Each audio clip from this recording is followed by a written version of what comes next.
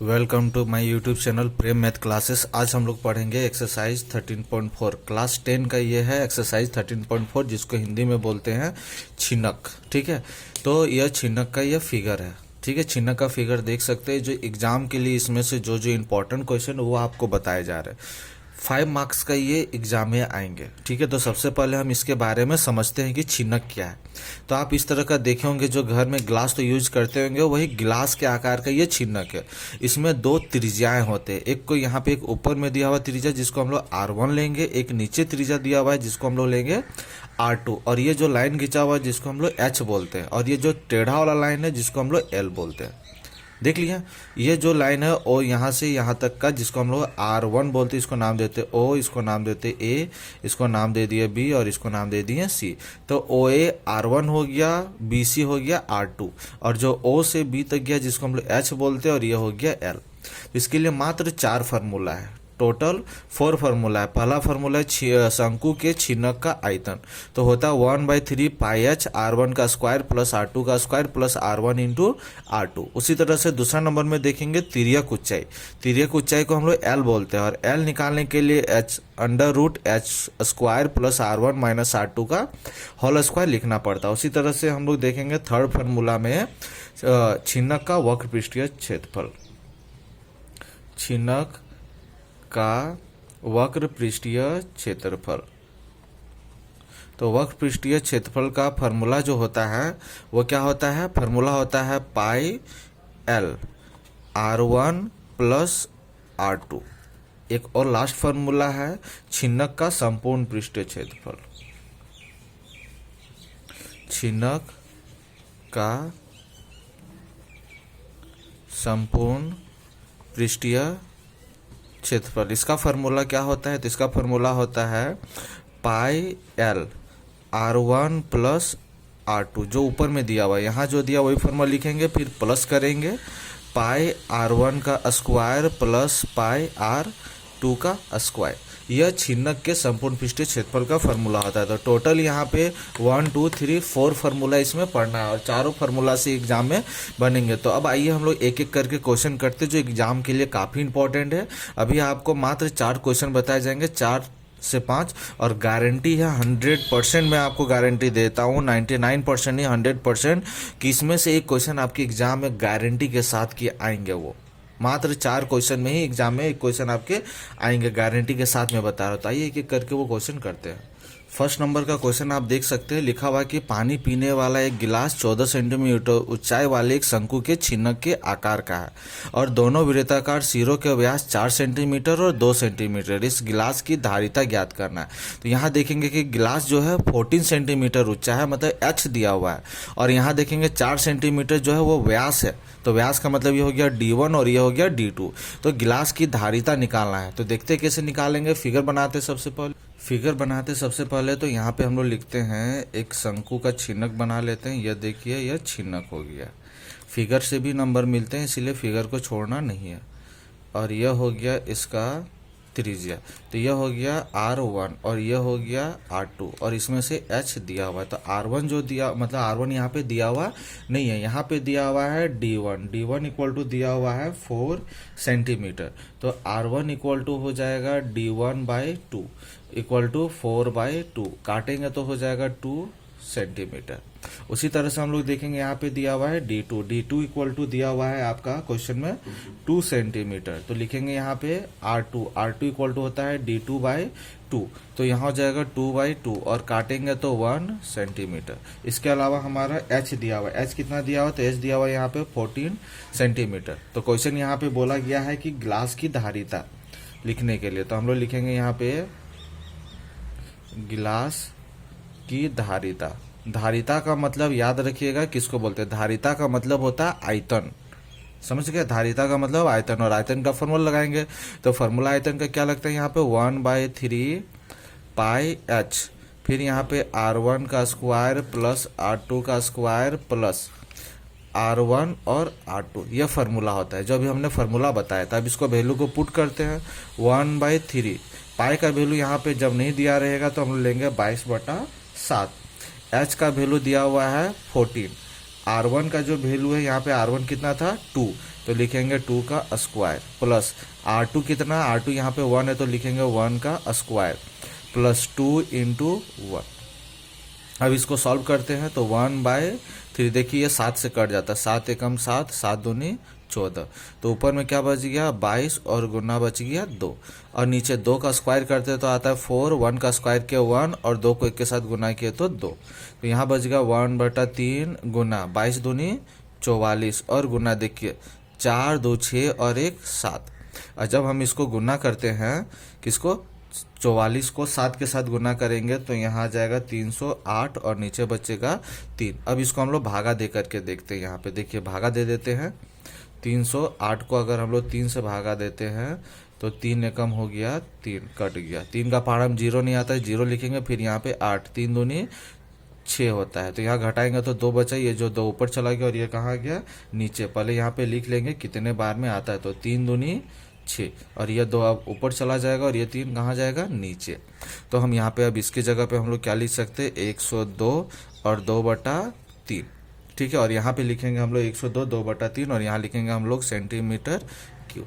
एक चीज़ और मैं आपको यहाँ ज्ञान वाला बात बता रहा हूँ, पहले हम लोग इसको आप कर सकते हैं, नेक्स्ट क्वेश्चन बनाएंगे उससे पहले मैं आपको बताऊँगा। अभी देखिए अगर किसी भी चीज़ का हम लोग आयतन निकालते हैं, आयतन को तो भी से डिनोट करते हैं, आयतन जब भी निकालेंगे तो लास्ट में लिखना होगा आपको या तो मीटर क्यू या फिर सेंटीमीटर क्यू या फिर किलोमीटर क्यू, जो भी रहता है। अगर किसी भी चीज़ का मतलब हम लोग आयतन अगर निकालते हैं तो अगर आप भूल जाते हैं कि क्या लिखना है, मीटर लिखना है या मीटर स्क्वायर लिखना है या फिर मीटर क्यू लिखना है, तो हमेशा याद रखिएगा आयतन निकालेंगे तो लास्ट में मीटर क्यू लिखेंगे, सेंटीमीटर है तो सेंटीमीटर क्यू, किलोमीटर है तो किलोमीटर क्यू। उसी तरह से अगर हम लोग क्षेत्रफल निकालते हैं किसी भी चीज़ का, मतलब क्षेत्रफल का मतलब होता है एरिया, तो वहाँ पे फिर हम लोग लिखेंगे मीटर है तो मीटर स्क्वायर लिखेंगे, सेंटीमीटर है तो लिखेंगे सेंटीमीटर स्क्वायर या किलोमीटर है तो लिखेंगे किलोमीटर स्क्वायर। उसी तरह से अगर हम लोग किसी भी क्षेत्र का परिमाप निकालते हैं, परिमाप मतलब पेरीमीटर, ठीक है, परिमाप को हम लोग पी से डिनोट करते हैं या फिर सी से, तो यहाँ लिखेंगे मीटर या फिर सेंटीमीटर या फिर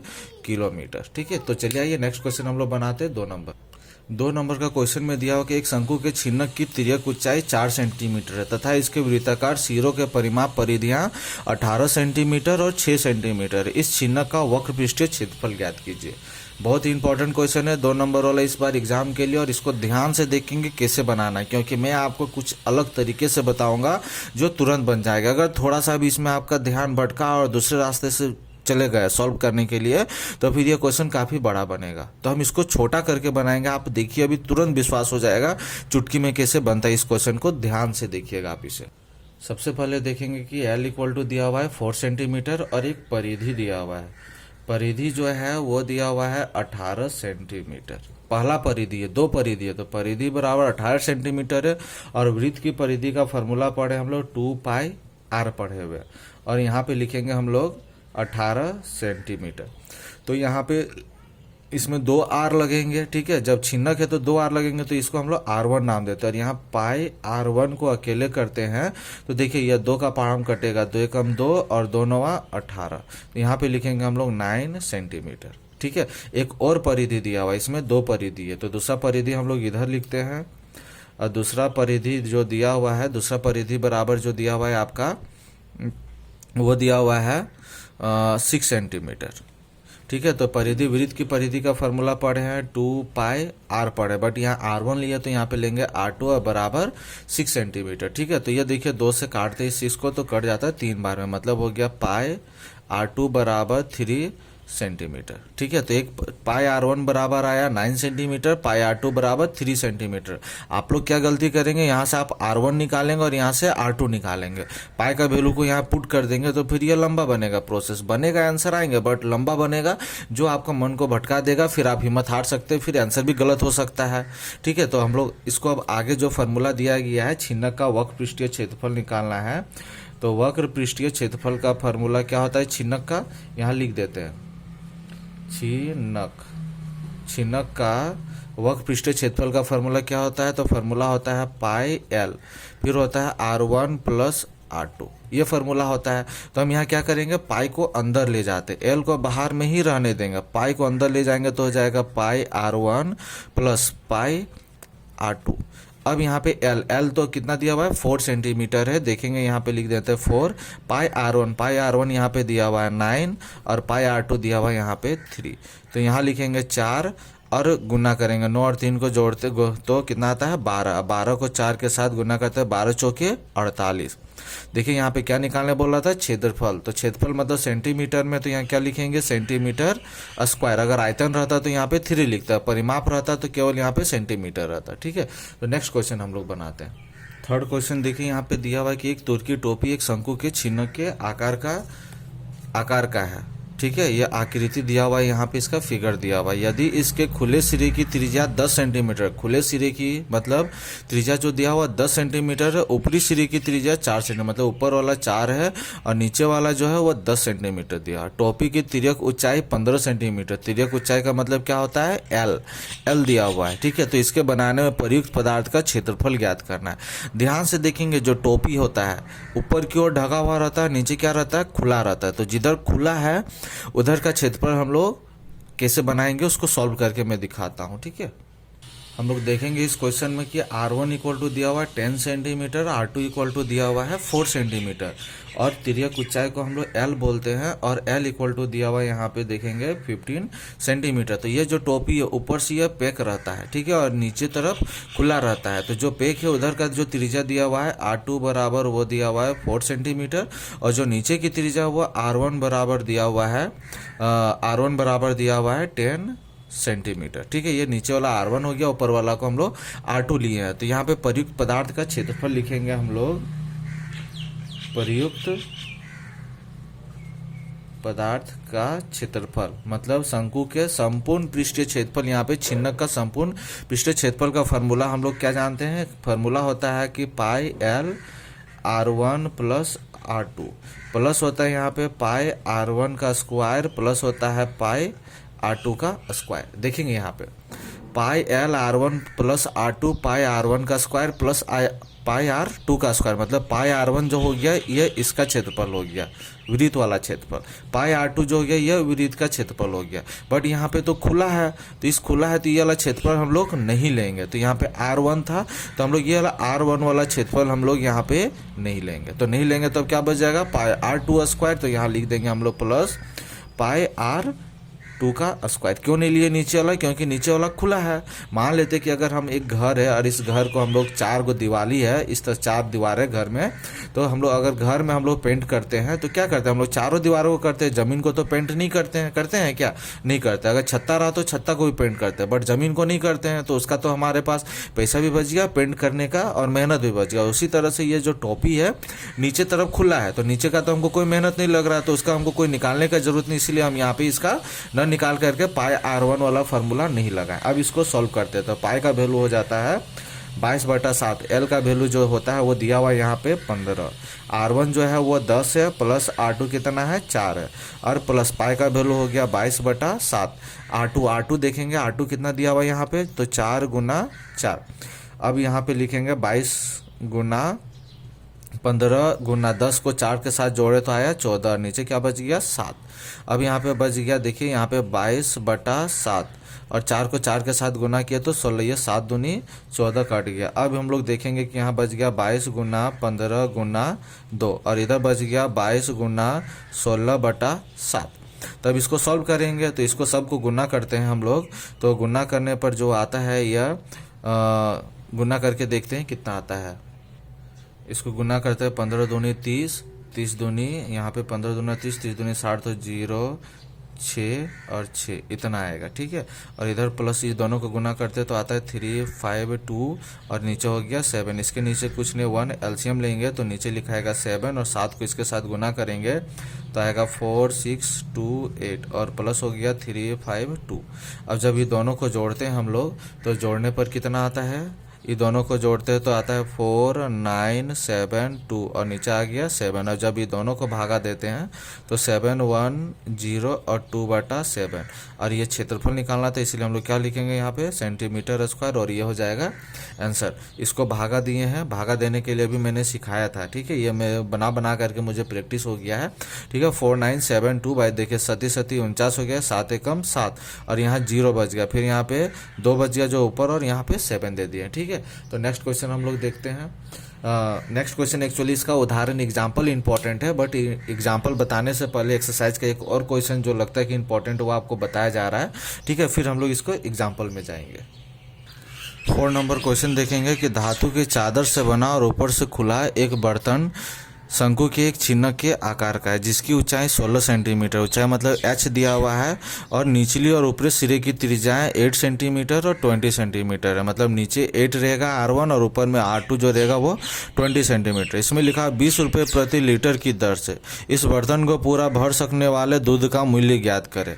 देखिए 20 रुपये इस बर्तन को पूरा भर सकने वाले दूध का मूल्य ज्ञात करना है, ठीक है। लीटर दिया हुआ है, लीटर का मतलब हमने क्या यहाँ पे लीटर दिया हुआ है, मतलब यहाँ से हमको आयतन निकालना है, और आयतन के बाद हमको यहाँ पे एक साथ ही इस बर्तन को बनाने के लिए प्रयुक्त धातु की चादर का मूल्य 8 प्रति 100 सेंटीमीटर स्क्वायर की दर से ज्ञात कीजिए। यहाँ पे हमको लीटर दिया हुआ है, मतलब आयतन भी निकालना, और यहाँ से सेंटीमीटर स्क्वायर मतलब क्षेत्रफल भी निकालना है, और पाई का वैल्यू हमको लेना है 3.14। तो ये बड़ा क्वेश्चन है, तो ये बड़ा क्वेश्चन एग्जाम में आपके नहीं आएंगे, इसको 2 भाग में बांट दिया जाएगा। या तो फिर आपको 20 रुपये प्रति लीटर की दर से दूध का मूल्य निकालना है, या फिर धातु की चादर का मूल्य 8 रुपये प्रति सेंटीमीटर की स्क्वायर से प्रयुक्त पदार्थ का क्षेत्रफल निकालना है। यहाँ 2 क्वेश्चन है, एग्जाम में 1 क्वेश्चन आएंगे। यह गारंटी है कि इसमें 2 क्वेश्चन साथ में नहीं दिए जाएंगे, बट हम लोग देखते हैं, बनाते हैं इस क्वेश्चन को। इस क्वेश्चन में देखेंगे R1 बराबर दिया हुआ है 20 सेंटीमीटर, R2 बराबर 8 सेंटीमीटर और H इक्वल टू दिया हुआ है 16 सेंटीमीटर। तो यहाँ बर्तन की धारिता निकालना है, तो 1/3 होता है फार्मूला, पाई H R1 का स्क्वायर प्लस R2 का स्क्वायर प्लस R1 R2 होता है, ठीक है। तो हम लोग वैल्यू पुट कर देते हैं 1/3, और यहाँ पे लिखेंगे पाई का वैल्यू यहाँ पे दिया हुआ है 3.14, और H का वैल्यू दिया हुआ है 16।